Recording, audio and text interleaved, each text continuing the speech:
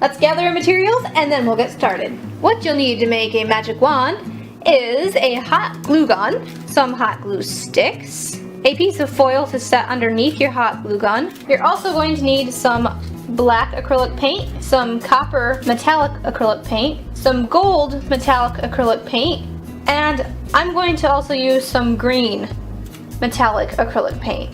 The last thing you'll need is a wooden skewer or shish kebab stick. This one I used in a previous video, as you can see.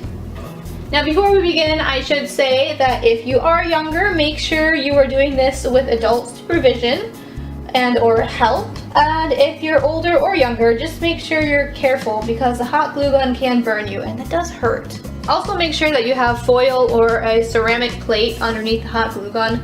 That way the glue doesn't drip onto whatever surface, countertop, or whatever your workspace is, because it can ruin it and you don't want anybody mad at you. Also make sure to practice safety. Don't leave it unattended because it can start a fire and you don't want that either. Now let's get on to making our magic wands. The first step to making your magic wand is take your hot glue gun and your skewer and to dabble on some glue along the length of the wooden skewer.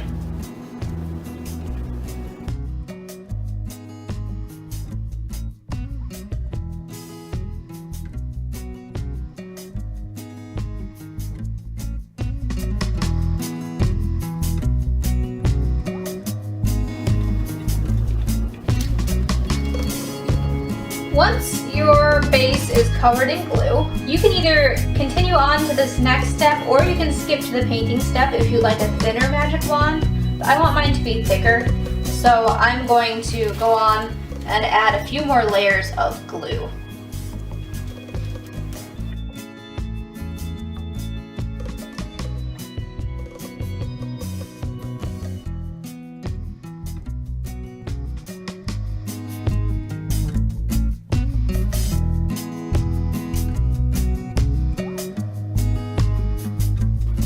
Stop here for a second and show you something.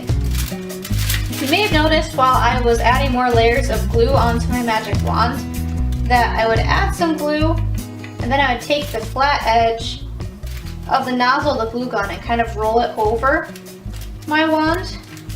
And what that does is it kind of heats up the pieces of glue that are already on the wand and smooths them out a little bit so your wand isn't so lumpy. You don't have to do this, but I really like the way it looks better. It doesn't get out all the lumps and it does take some time, but I like the way it looks. See how that makes it more flat? Before you get too carried away with adding layers of glue, you want to consider which end of the wand you're going to want to be the tapered end and what side you're going to want to be the part where you hold on to.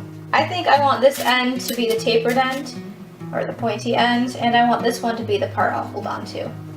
So you're going to want to add more layers of glue onto this part, the side where you hold on to, and kind of taper the end of the point of your wand.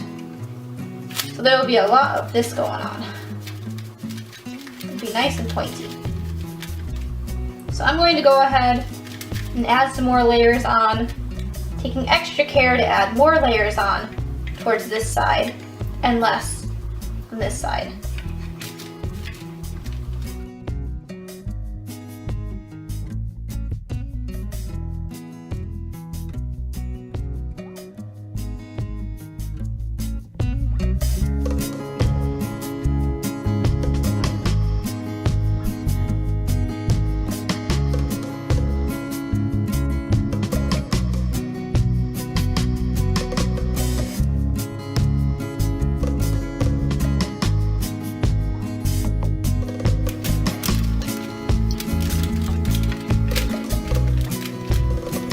I think I'm going to make this wand a little bit thinner than my other one. So I'm going to stop adding glue to it right now. For the next step, I'm going to have the tapered end here, and the wand's going to get wider as it goes down towards the handle. And I'm going to flatten that out with this part, this flat part of the nozzle of the hot glue gun. Just rolling it over. It's going to take some time, And it might be a little frustrating at times, but you can do it.